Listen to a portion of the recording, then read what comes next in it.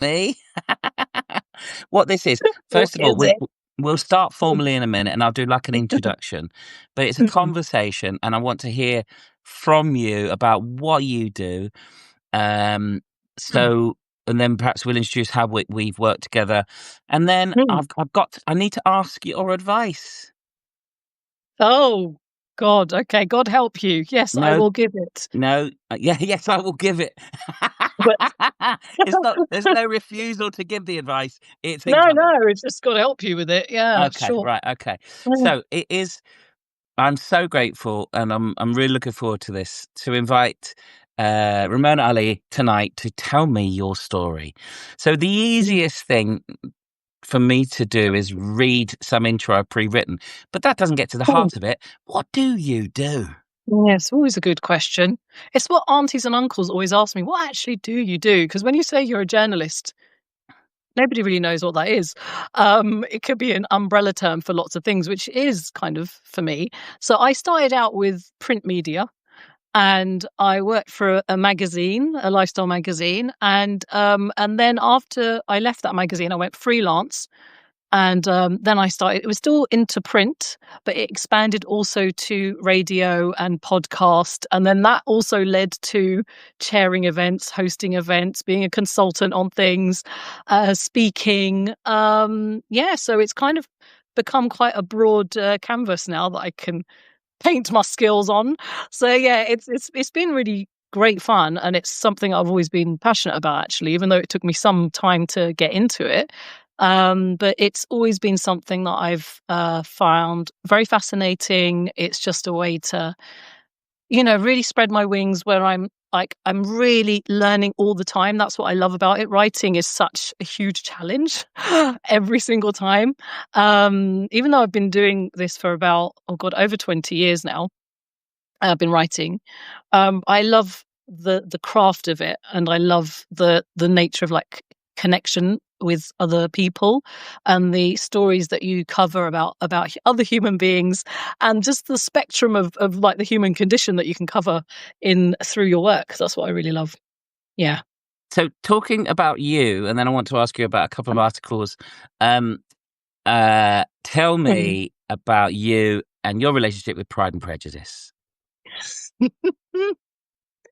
Okay, where do I begin? So yeah, Pride and Prejudice is something. Well, it's a novel that I have loved since I was a teenager. Jane Austen is one of my icons. So I studied English literature, and that is a huge reason why I went into what I do now, or the journalism that I do, like literature, and I studied classics as well. So with Pride and Prejudice, I was a A-level English literature student when the BBC version came out in 1995. So it's been 30 years. And I absolutely fell in love with it because it just brought that book to life for me, and it just reconfirmed my love affair with Jane Austen. And yeah, and then I pitched a piece to The Guardian this year, and I just wrote a piece about the impact that it had on my life and also on other people's lives. So yeah, this is like the great thing about writing. You can write about what you really love nearly all of the time. And it's on your website, Mm. ramonaali.com. The specifically, I love the way, because I know that it's the literature in the book, and I know that the passion for that side, but I love the way it's just boots in with the TV series for all the reasons that come on, even I, as Colin walked out of that pond, flicking his hair, was just Right. like, yeah, yeah. And I think also, as also a literature student, it was funny. Like Pride and Prejudice is supposed to be. Oh, it was just so brilliantly written. Like, she is a master storyteller. The way she writes her characters and the way she uses comedy as well, and like the timing and just the way the words are arranged in a sentence. She's just incredible. So I love that. I mean, I don't think I can ever emulate it, but I do love humor, and that's what I put into my work as well. And that's why it really resonated with me, like Pride and Prejudice did, and her other novels too. Yeah, so she's been an inspiration for sure in my life. So I need some advice. Oh dear, here we go. I know. Coming up, I'm doing a thing. I'm very, very busy, but I'm never too busy to do things that are fun. Mm. And there's a brilliant arts collective here in the Northwest in Runcorn called Hazelhurst Arts, and they just created dynamic, brilliant people. And if my friend Mima asks me to do something, I just say, You yeah, do it. okay. Yeah. So, Mm. so that they're having a Jane Austen themed evening, Oh, and we're going to be great. doing a shared reading, and I'm going to be reading as Mr. Bennet. Now, Fantastic. obviously, I mean, Elizabeth had gone. Yeah, I Um, know. That would be your ideal role, but yeah. I think so. At least it wasn't Yeah. Bingley. It was Um, snatched from you. But yeah. so Yeah. if if you were directing me as to be Mr. Bennet in that maelstrom world of all of these, the intersecting stories and his daughters, what's the best way Oh, of playing him? oh my word. This is such a bizarre question. It's not something I've ever dreamt of even giving advice on how to Come direct on, someone who's going to there's no play one Mr. better. Bennet. You know this Thing is, novel. well, the thing is, I would put everyone else out of my mind who I've seen on TV. That's the first thing, and then you would just embody that person in the book. You make Mr. Bennet your own because there are so many different opinions about Mr. Bennet as well. No. Some people think he's quite self-obsessed and absorbed, and then other people say no, actually we're kind of misreading him a bit. So yeah, I think just put your own slant on Mr. Bennet. His tone, his the way his delivery is, I find, incredibly witty and very funny and very cutting. And so all of his discourse with his wife is just fantastic, and also the tenderness that he has with Elizabeth is just Yeah. so beautiful. So yeah, he's not a kind of a monochrome character. He's actually a very interesting and complicated character for sure. I think he knows he's not in charge, even if he pretends to be or has opinions in the way of. So, Yeah, uh, yeah. So you can like pick those kind of like elements to his character, those aspects, and just draw those things out. It's oh my god, you're gonna have so much fun. When can I see it? it's well, it's a lovely thing. It's a Jane. So there's say it's an arts collective. So there'll be Austen themed print works and activity. Mm, It's for all for adults, and we're just going to do a shared reading. We're going to sit. Mima and I are going to sit and mm, read, and we're going to invite people. We'll read the whole thing if necessary. But what we'd really like people to do is take a character and join in the yeah. reading with us. Oh, I'd Um, love to do Elizabeth. just yeah, and then I mean that's the thing. There's such a meaty. Mm, There's so many meaty characters, even the kind of wow. side characters. Yeah, they're Um, timeless. They're they are. absolutely timeless. Yeah, They are. no, and it is and it was a real privilege to be able to write about that passion, for the Guardian. As I said, I mean, I think I've been writing for the Guardian for 15, is it 15 years now? Yeah, I think it's since 2010, I think was the first article I did. That was a long time ago for them. Anyway, So yes. your website is the things that you're interested in. Passionate about faith, lifestyle, and identity. That's So, do right. you pitch, or do they pitch to you? Is it what? How does the life of an itinerant writer, creative commentator kind of Mm. unfold? Yes, so I have been freelancing for 15 years, and it's a combination of being commissioned. So the editor will contact you and say, "Would you like to take this story up?" Or we're doing a series about people going teetotal for like January. I'm like, I already am a teetotaler, and things like that. So, and also I am pitching all the time. So as a freelancer, you just pitch and you have to be constantly creative. And so you always have to, like, my brain, I think also like runs at like 300 miles an hour sometimes. So I could be going for a walk and I'll suddenly have these thoughts in my head. I'm like, I need to run home. I need to write these down, or I've just thought of an idea for an article or for a radio program or for a pause for thought that I do on radio too. So it's a constant creative process that you're engaged in especially when you're a freelancer as well, because you're the one who has to bring things to the table. And also you have to put thought into each idea. And then you do the pitch, right? So you do a little paragraph to go with it. So I am constantly kind of thinking about things. I've got a document that's got tons of ideas on it. I'm not saying that they're all fantastic, but it's just like almost like a bit of a brain dump. And some of them land and some of them don't. But for years, I thought I felt like a failure because you get a lot of rejections as a freelancer. It could be that the editor doesn't think that this is right for that certain paper, or it might be it's very subjective.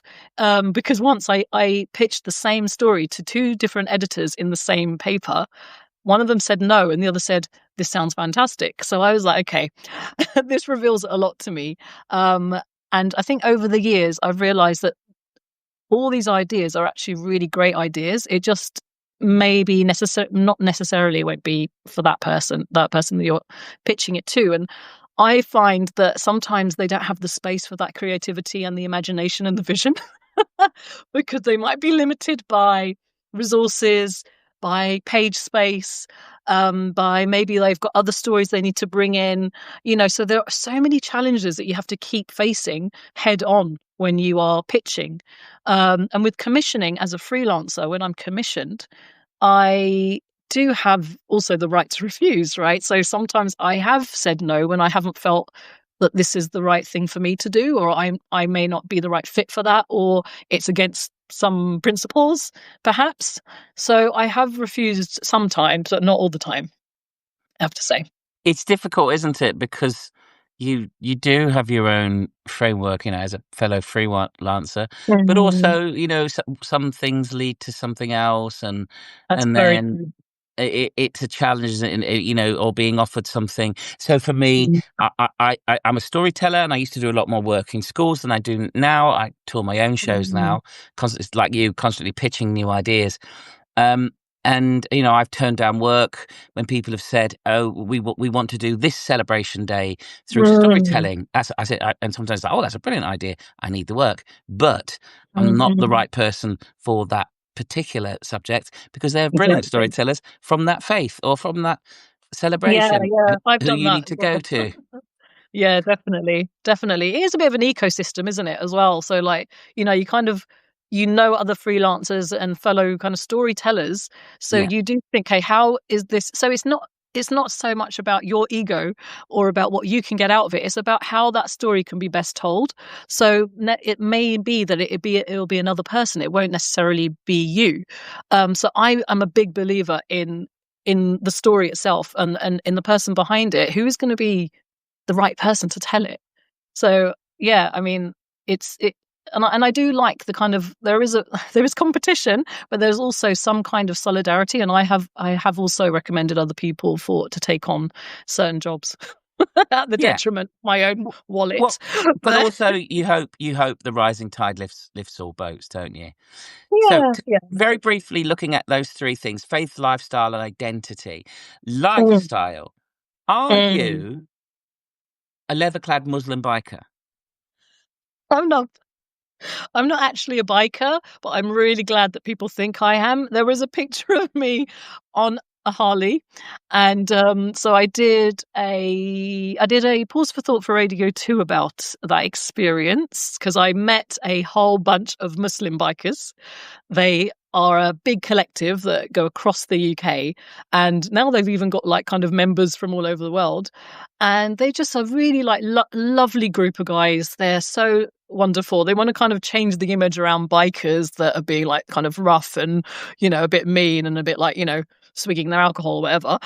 So they will actually do community work, and they will just like really help young men as well to feel like they have a place to belong, and they'll give advice and things like that. So I did a pause for thought mainly about about me being on a Harley, but I also did I think it was I did a TV thing, didn't I? For BBC Sunday Morning Live, where I pitched this group of bikers that they were going to spend some time going on a retreat to a farm in South Wales, which was also Muslim run. So that was a really lovely story, and that was aired on there. So I'm always wanting to project those voices and to project those stories as well. I feel like I've wanted to do that ever since I started in this field, because I find people amazing, and People are. They are so incredible. Like meeting you in Bradford as well at the literature festival. It was just that's what I love about being there in person, meeting these fantastic Yeah. creatives, people who want to change things around them, people who want you to think in different ways. I like being around people like that, and I like kind of pitching stories around people like that too. Because we need to kind of lift these stories as much as possible, and that's what I love. I love storytellers. I've always loved storytelling. Like since I was a kid, I used to get the Storyteller, the that magazine. They used to Yeah. come in the post was it like every couple of weeks or every I'm month with a aware little of it. Yeah. audio set. I used to get that, and I used to just love fairy tales. I used to love the way people were told through those fairy tales, and that's why I kind of went into English literature and classics, and then eventually into journalism. All these stories, and these stories from around the world. We have kind of like a bit of it's a positive thing about a rut here in perhaps Western Europe with our Grimms and our European fairy stories, and then we might skip Mm. a few thousand years and go Roman and Greek. But we've Mm. got this whole world of stories that we don't necessarily, more and more, certainly then when I was at school. I'm not of your generation. I'm slightly older than you, but I'm always impressed when children come back with stories. My children came up with stories from around the world a bit more because Yeah. they're all so different and they're all so similar. Yeah, there is like sometimes there are these universal threads that will go through all of these different stories, and you do see that resonating, but also the differences are what are so intriguing as well. So yeah, I've always loved the stories from around the world, and I've also really loved the stories in like the sacred scriptures as well. So from the different faith traditions, I love hearing those kind of like those stories or those accounts that have happened. I mean, I was listening to a radio program. I'm really obsessed with Melvin Bragg's In Our Time. I know he's Yes. just retired, but I'm listening to them all the time, and it was about Mary Magdalene, and so just all these stories. I'm so fascinated to hear how some people or some personalities are told very differently in these different faith traditions, for example. But there are certain similarities as well. So I've been interested in like female figures in the different faith traditions often as well. I mean, in my own and in the Jewish traditions and the Christian traditions. So there is overlap, and there's also some difference. So I find it all very, very fascinating. I find it fascinating. I think there's a huge amount of interest, there's a huge amount of stories that are of equal excitement in the Old Testament and the Torah. And Yeah. I can't say that I know much about the stories, but I know the similarities. So I've performed as Noah, is it? Oh, yeah. Yeah, Yeah. Yeah. and I find that a fascinating set of stories that the way that it is remembered now and the Mhm. way that it is written is very different, and the Absolutely. meaning and the intention and all of Yeah. the Yeah. brilliant monsters. If you did classics, I did classics A level. Yeah. I love the Oh gosh, monsters. we've got very similar kind of academic backgrounds, haven't we? Absolutely. Well, I would not use the word academic about me, but I turned up. Um, but yeah, all those brilliant creatures and monsters and mistakes. Yeah. Oh my gosh, I love all that stuff. I love the Odyssey. I love the Iliad. Yeah, I've always been interested in like Greek myths as well. So I was quite obsessed with Medusa, and I did my dissertation on Medusa and like the depiction of really. snakes. I used to wear like a snake necklace, snake ring. I was a bit of a I don't know, a bit of an emo. I don't know. So I really, Is that the next I article? don't want to be really. Sunday Morning Faith article. Muslim emo and the snake women of. Yeah, I know. Well, it doesn't even work. Snake went, but snake's even like a very interesting subject, just in the different kind of storyteller stories and traditions. What snakes can symbolize. It can be fertility in ancient Greece, or it can be temptation, according to the biblical narration. Yeah, so it's interesting how different things symbolize different kind of have different meanings for different people. Yeah, for sure. But you could be, I mean, when you're saying that you played Noah, you could literally be any prophet, couldn't you? I You'd think be, so. I you've think got so. I think if the Lord's whatever kind of, whichever of the Abrahamic really yeah, want me, I'll have it. My yeah. only Guardian reference and review was for Noah in Oh, the review because it was a Chester mystery place. But I love it because like you, I'm fascinated by people. And also, Mm, I'm fascinated by people with the difference distance of history. So I love the mm, fact that if you read the medieval Chester version of the Noah story, it is basically a 1970s henpecked husband sitcom. mm. There's no difference because, of course, it doesn't matter if there's a passage of time. Our sense of humor is the same. Yeah, yeah, And absolutely. that's what I like about stories as well. Because I've been throwing myself into Victorian literature and stories, and it's Mm, everyone's the same. mm. We and that delights me. Now Yeah, you absolutely. was to say we crossed paths at the Bradford Literature Festival. You are Mm, this energy. You are this force of nature, and you are, the embodiment of it's kind of the multitasker because you interview mm, so many incredible people. How do you mm, approach? I should have asked you this before. How do you approach having a conversation interview at a big scale mm. event or literature festival? Oh, so yeah, we're talking specifically about the Bradford Literature Festival, where I've been chairing now for about, I think, my goodness, probably about 9 years. And it's such a wonderful opportunity to interview people in front of an audience, and kind of dive into their books or, what makes them tick, how their mind works. And I'm an over preparer. So, if I have to run around doing these different events, I will be stressing about it because I'm like, I need to do as much research as possible. I need to read the book. I know a lot of people don't read the book, but I do read the books. And yeah, and it's just about kind of and I have an interest in so many different things that I end up kind of doing things from like, I've been doing stuff on like the Crusades, for example, and then I'll be going off like interviewing Anita Rani about her latest fiction book. Or I'll be kind of talking to, I did Jenny Murray once as well about Yeah. her book about women, a history of women. Was it in 21 Women? That one? A history of the world in 21 women, something like that, which was fantastic. So yeah, it actually helps me to learn. It's always a learning process, and I like to absorb the knowledge all the time. So actually, these events at these festivals help me to kind of like keep that curiosity going Yeah. and just keep feeding your mind, keep feeding that imagination. And you just want, the more you read and the more you kind of listen to podcasts or whatever, the more you realize literally that you don't know anything. No. So it's just like a bucket with a hole in it. I just keep filling it, and it's never going to get full. So I love that. Actually, I do love that. I have this hunger to meet people, to read about their work or their lives, and just to kind of explore, expand your mind, because I feel that that does happen through the work that we do, and I think that's really important. You come across as a very curious person, and I think that's a fascinating quality and brilliant quality in people. So beyond Mhm. yourself, rather than just like I can't be sitting here saying nice things about you all the time.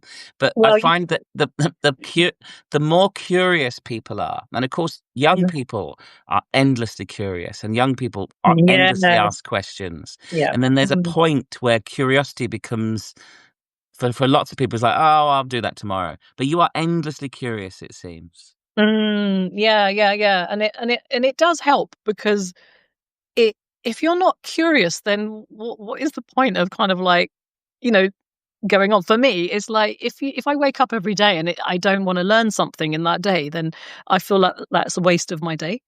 At the end of it, I always kind of take account. I like, okay, what did I do with my day? How have I spent it? What have I learnt?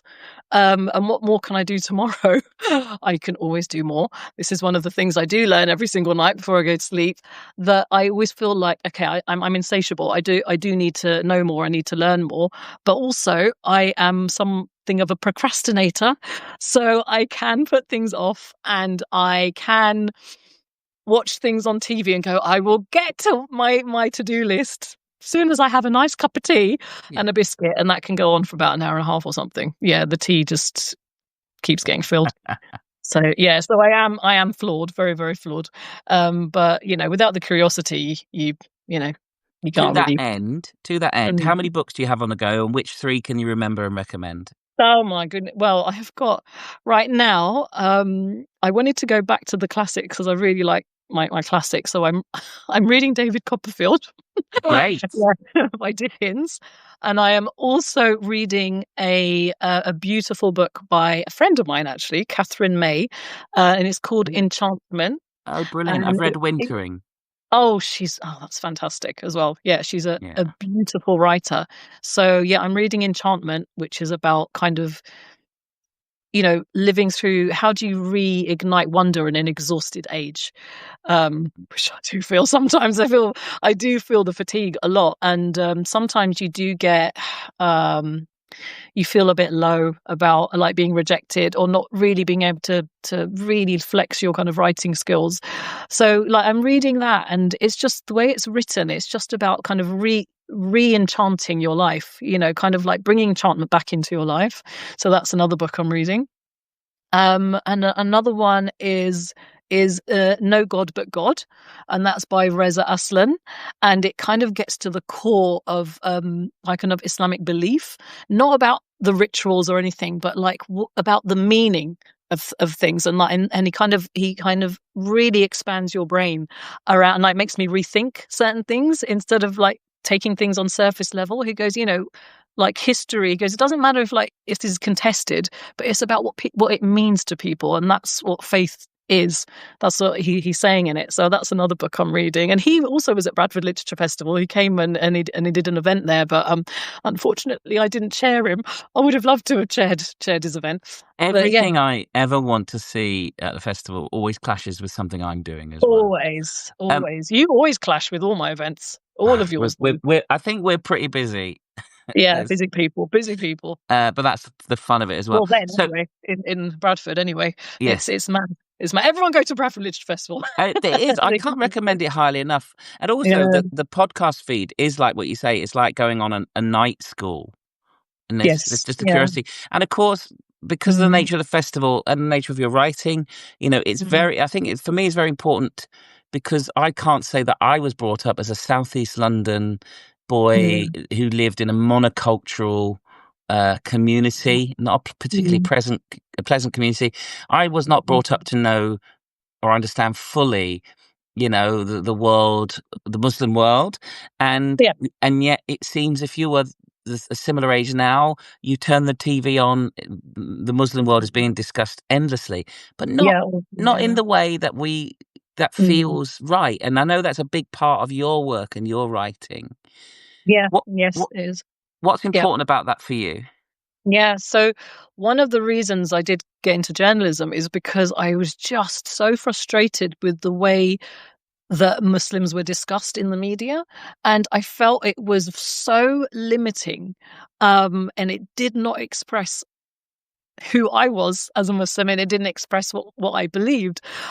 So it was the opposite, in fact. So I lived through 9/11 and 7/7, and that was always the narrative around Muslims and Islam. So I really wanted to build a different type of story for people to read and to connect with. So so my first article for The Guardian was about Muslim women who love rock music. So something that was very, very different, and heavy metal. And so because I went to a Muse concert and I was massively into Muse Oh, back then. Yeah. oh yeah. Hugely into Muse. So I went to a gig and I thought, I'm going to pitch this. I'm going to pitch something about, you know, my love for this. And I was going to interview other women as well because, and this was back in 2010. And I don't know if it would make such a big impact now because I think the world has changed a lot in the past 15 years.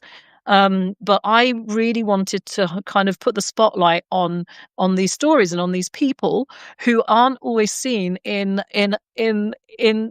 even like a normal light, forget a positive light. So I just wanted to kind of normalize that and share those human stories. And I kept doing that, and I always like to do that, like give voice to people who won't necessarily have that platform through the work, through the articles. Yeah, and I've written other things like stuff about vegan Muslims. I've written about 10 things you might not know about Ramadan. I've talked about the burkini ban. I've talked about loads of different things. I've also talked about my love life, or failed love life, and in the Muslim Asian paradigm. So there are cultural issues there, and cultural challenges, as well as religious ones, trying to find a partner. So I have written memoir-based articles as well. I wanted to ask you about that because your Instagram today has the transcripts of your Radio 2. Oh yes. Um, I don't understand how people get up early to be erudite. And I didn't want to necessarily ask you about the content. That's for you to discuss.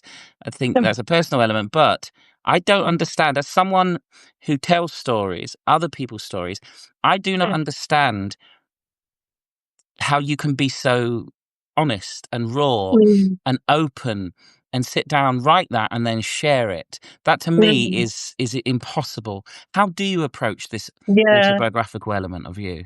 it's weird because I didn't used to be so frank in some of my writing. I think I became more that way because before I used to only interview other people. I used to only project their stories. It was never about me. So it took quite a few years before I started talking about myself in my work. But I found that there is a deep resonance when you make it personal. Actually, so many people will relate to that. And so pause for thought on Radio 2, so it's like it's like a reflection, a 3-minute reflection, and there are different faith contributors, and it has to be some kind of spiritual, ethical, moral dimension to what you're saying, but also it needs to be relatable because it shouldn't be too preachy and all of that. So I always try to make it personal. And so I think I've talked about my entire life in 3-minute segments on Pause for Thought.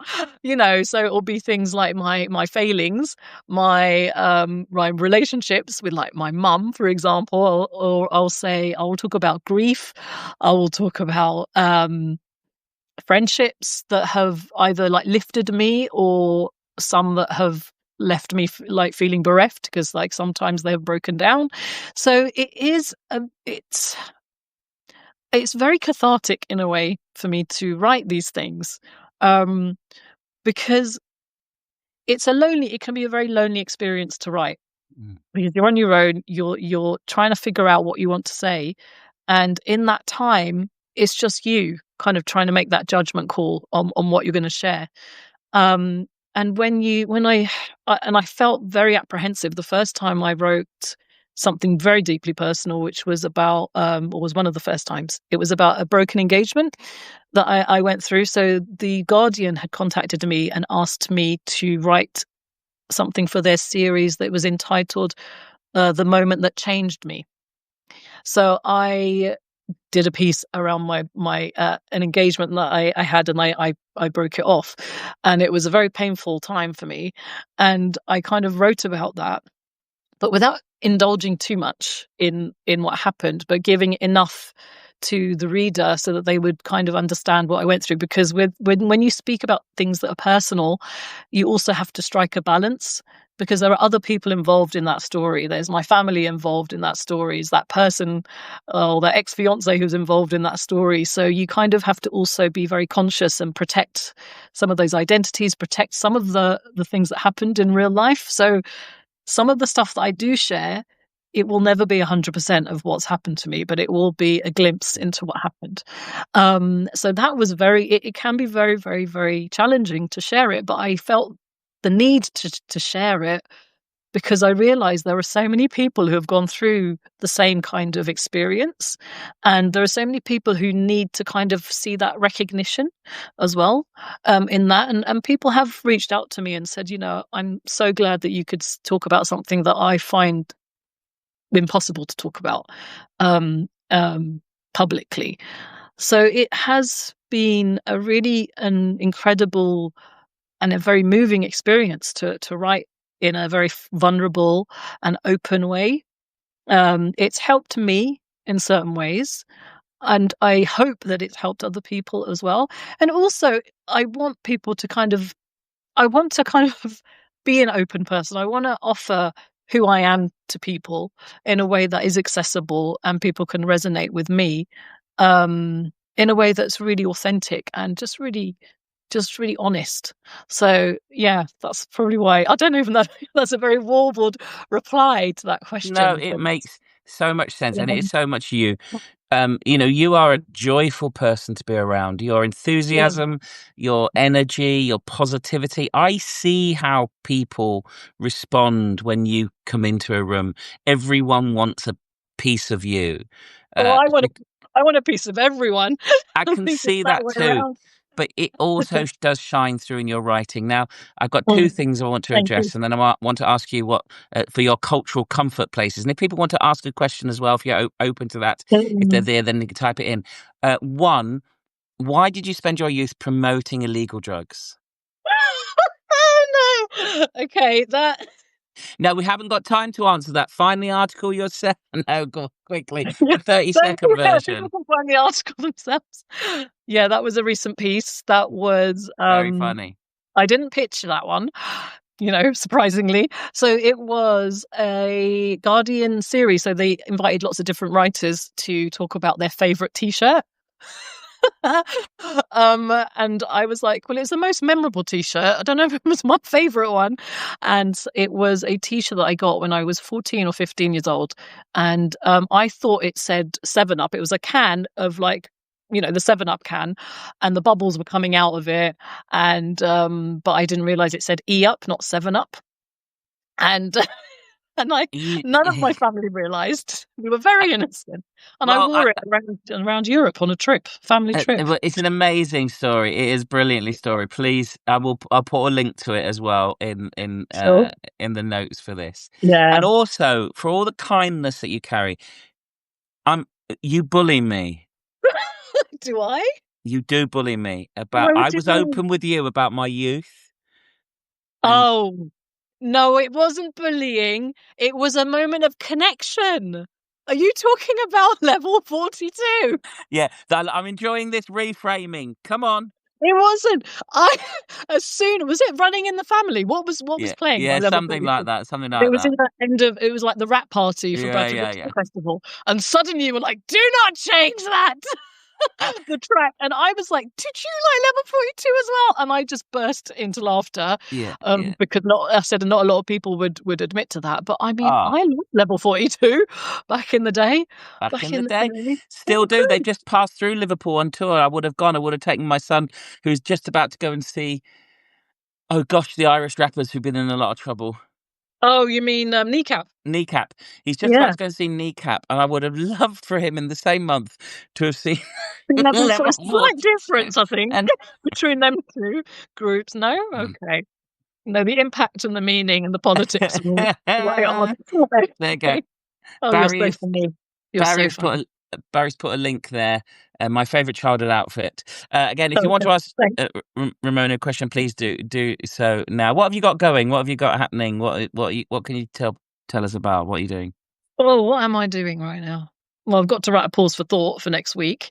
Okay. I haven't written it yet. So yeah, I've been doing that for 10 years. Yeah, I might do it on my mum, even though she always hates it when I do it on her. Might be about her joining Instagram, maybe. Um, which has been uh totally a backfiring act for me. And I'm also I'll be going to Morocco soon because I'm Oh, doing a writing masterclass actually. oh, See, brilliant. I never want to feel like, oh, I've got it. I've got this sorted. With any of my work, I always want to keep pushing myself more. Because I think, these kind of these assets that we have, these skills that we have, they can go any minute. Like, I don't ever take anything for granted. I want to just keep like striving hard and also Yes, just improving, as there's always room for improvement. So I am doing a writers masterclass in Morocco with brilliant. one of the editors who was at Bradford Literature. I mean, there's lots of things that are going on in Bradford Literature Festival. Yeah, she's going to be there, and just kind of helping you kind of develop your craft a bit because I might try to do it more long form now. You see, and if Brilliant. potentially towards books, but Fiction um, or non-fiction? What's bubbling? non-fiction. Although I think I probably could write a fiction as well. for teenagers, Good. some No, kind of rom-com. I think it's really interesting because say here in the UK we have kind of like got an attitude of, okay, we've done a degree, we've done our studies, that's it, done. Whereas like thinking about my craft, Mm, storytelling, performing in the mm. American model, they're constantly taking classes, going to Yeah. classes constantly, and so I try to go to. Normally, I go to try to go to an interesting clowning course, theatrical clowning course, Oh, because it frightens me. It really frightens me. I'm always going to be what the oldest and clown? horriblest. Oh, right. Okay. And then you have to be funny. That the pressure is you have to be Pressure's funny. on. Yeah, yeah, yeah. Um, Do you feel that? Do you feel that that's like a pressure? Like if you're in a room and people just like expect you to say something that will well, make the whole I don't if I'm at room laugh. work Mm. because it's flowing. But if you're in a workshop with actors, performers, comedians, and there's a clown Intimidating. tutor, have you heard of Goliath? That style of clowning, the French Mm. kind of Oh, model. yes, yes, yeah, yeah. And Yeah. so the British performers and British workshoppers that do this, Mm. and the pressure is brilliant because the whole point is learning how to fail spectacularly. I'm good And at that's that. what I like I bring into all my creativity because that way, Mm, if you can mm, flop and fail mm. spectacularly, then you've got nothing to fear. Absolutely. No, that's so true. That is so true. And I think I'm always listening to like kind of podcasts as well, like Mel Robbins as well, to kind of like help with confidence, because confidence is something that I feel that I have to keep working at. And she does say that it's about the willingness to try. She Yeah. said that's what confidence is. And so I think we just need to keep trying, because once we kind of like think, we're not going to try anymore, I think that's when we'll fall, really. Yes. Because we have to kind of accept that things might not work out in the way you want it, but then also they could succeed. So, you always have that risk factor in all the work you do, because it might be, oh, the editor might not think this is good enough, or something like that. And you think of it yourself, but unless you try your best, then there's no point, is there? Could you No, just it is intriguing in my kind of setup. So many performers in my world are neurodivergent. I'm ADHD myself, Mm, and of course, part of mm, the neurodivergence is a rejection sensitivity. And in mm. this world, it can Right. be It is right, just isn't it? Mm. the worst Mm. thing to, but then you just have to keep going, and that's people ask me. I'm not a writer. I don't write, but people ask me about that, and it's the same whether Mm. how do you be a storyteller, how do you be a writer. You got to do it. You just got to do Well, it. that was the first storytelling, was it? It was oral transmission, wasn't it? That's what storytelling Absolutely. was. And Yeah, passing it on. yeah. You got to do it, Writing it down was much later. and then Mm. you got to do it again, and then you got to show someone. You got to. That's what's incredible when, as I say, that's why I have so much respect because you have a. Whether or not, I'm guessing, it's because you're a human being. Most of the things you think aren't finished, Oh, but yeah. that's the creative way. But then there's a point where you say, "I'm putting this You out into the world," just and gotta that let is, it go like a bird. yeah, Yeah, I know. Let's see if it flies or just falls. But yeah, no, it is like that. Like I always feel like I could do better. Like but you have a deadline to meet, so yeah, you have to let it go. But I'm always like pouring over it until the last second. Um, but I don't know that there's pain. There's pain in the creative process for sure. There's pain and growth all the time, yeah, because you can't grow without the pain. no, So yeah, you always there's that struggle and that tussle with writing or creating all the time, which is wonderful as well as absolutely terrifying. absolutely terrifying. Well, you're not a terrifying. You're, as I say, you're a joyful person. One of the smartest people I know, and the funniest. So, in such you are very funny. You are so I mean, I need you in my life every day. Can we do every day? But so are you. This is I think and that's why I felt like the energy was working so well. Like I think right from like the second we met, it was just like a bit of a click, because like the energies are working so well. we have to pitch something. We'll have to pitch something to Oh Bradford. yeah. We'll do a Oh dual yeah, thing. yeah. Yeah, yeah, Uh, yeah. Definitely. Josie has said, enjoyed this chat a lot. Josie is also a fan of myths and religious stories and the classics, Mm. particularly about women. I know Josie, and Josie um, recommended Catherine May to me, actually. And she Mm. asks, have you seen the Barbie movie with its nod to BBC Pride and Prejudice? Oh yes, I have. Yes, yes, yes, yes. I think that was mentioned in the It piece that is I did as well. in the Yeah, article. Pride and Prejudice is everywhere, absolutely everywhere. And with the Greek myths, yes, I love that too. Like the women in it, and I don't know. I could suggest reading Nikita Gill as well. I know there are other books that also kind of talk about the myths from the female perspective, like Persephone and things like that. But yeah, they're all fantastic. Yeah, It is Greek there goddesses. is a brilliant ongoing reframing, isn't there? Because of course, very Mm. often the translations were great, Kevin Crossley Holland and such like, but they were very much the heroic male. Yeah. But of course, the Greeks famously, the Greek playwrights famously wrote so many plays we still have from the female perspective. You know, so the greatest plays that we still have are, Yeah, that like Medea are from the yeah, I female love Medea. perspective. That's probably my favorite one. Like Yeah, Euripides. Yeah, mm, definitely.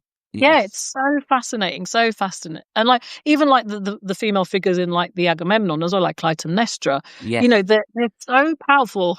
And it's so interesting. Like the men have written these female characters, but it's very interesting that some of these plays do highlight their role a little bit more, and you can read into them as much as you. This is what's great about being creative as well. You can read into so much. You can interpret in the way that you want as well.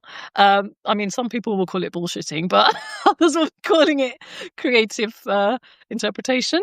Of Um, course. But everything's up for interpretation. Everything is, yeah, and that is the beautiful exactly. thing. We're human beings. Yeah, Yes. Well, absolutely. Josie has bought her goddess book, and it's amongst many yet, and will move it up the pile. Oh, well done. Oh God, Josie sounds like my kind of person. She is your she is your kind of person, Yeah. honestly. An ex Sid Cup person, so of a Oh, Kentish hue as this well. pub is not far as where my brother lives, and I'm in Kent, but more into Yeah. North Kent. Yeah.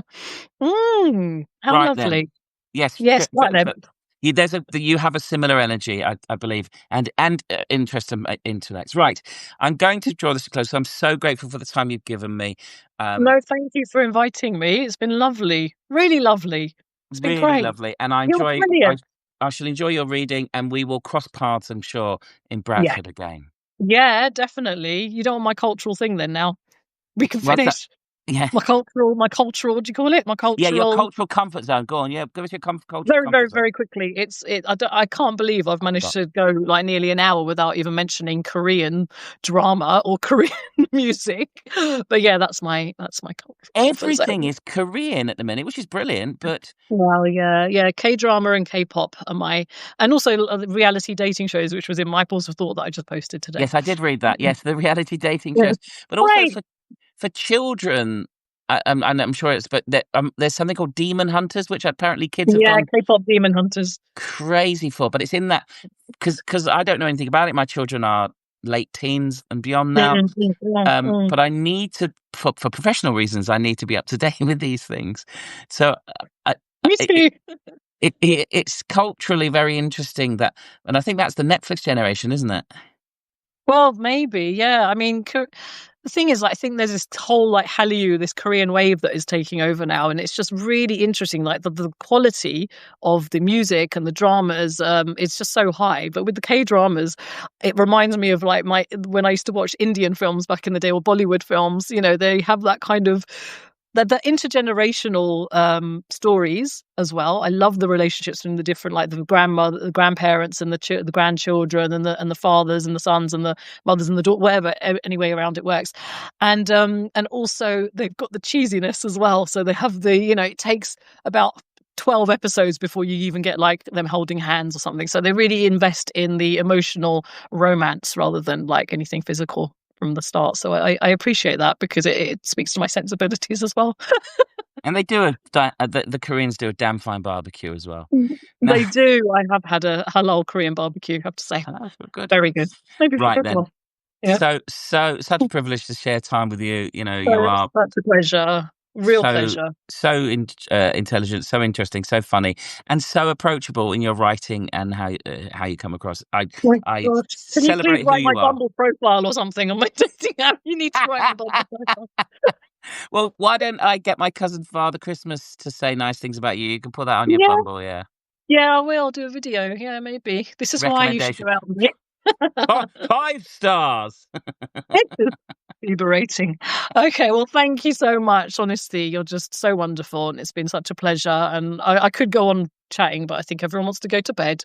No, And I could too. I do think we should pitch something yeah, at I think we Bradford. should. There's Around something there. storytelling, like Yeah. maybe the history of storytelling, and then actually have live storytelling as well, as we do have. Yeah, there's something in that. Right, let's Definitely. Yeah. Don't right. oral tradition of storytelling, and then bring you. Yeah, definitely. Yeah, Absolutely. Take around the care. world. Be well. Okay. You too. See Take you soon. care. Bye Gav. bye. I'm gonna Bye. get rid of you now, impolitely. Okay. Oh my goodness me. What an absolute delight to spend time. If you understand from that conversation how just joyful and interesting and clever and witty Remona is, and then I can thoroughly recommend, as I say, I'll put links into their website and their writing and their socials. Just someone to connect with on their creativity.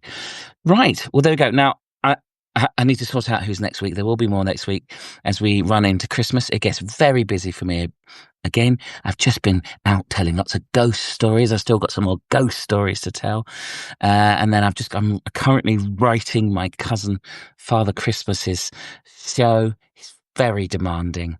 And then I'm going to take, some time off in December while he does all the work. But I'm really enjoying my time here on Substack. And of course, you can, if you're watching this live, thank you so much. You are the best. If you're listening to this on your podcast, because you can get this through Spotify, you can catch up with all the previous people I've had brilliant people. I think crossover here, another Bradford Literature Festival alumni, Kate Fox, her poetry and her honesty in her writing, you'll enjoy that. And I mentioned earlier my friend Mima. Mima is one of the first people that I interviewed on here as well, and she's just got a brilliant website which has got a lot of she's introducing a lot of shared meditation and work together. She's someone just to find out more about, and we will be reading Pride and Prejudice together. Right, thank you very much. I come back on Mondays at 9:00 and I read supernatural stories. Hopefully you'll join in. Let me know what you think. Leave a comment, make a recommendation, tell somebody about this. I'd be very grateful. I'm never going to charge for anything on Substack. It's never going to be any paid for posts, and it would be brilliant if you could help me get this to a wider audience. Take care. Good evening. I really enjoyed my biscuit brew. I'm going to have another one. Bye-bye.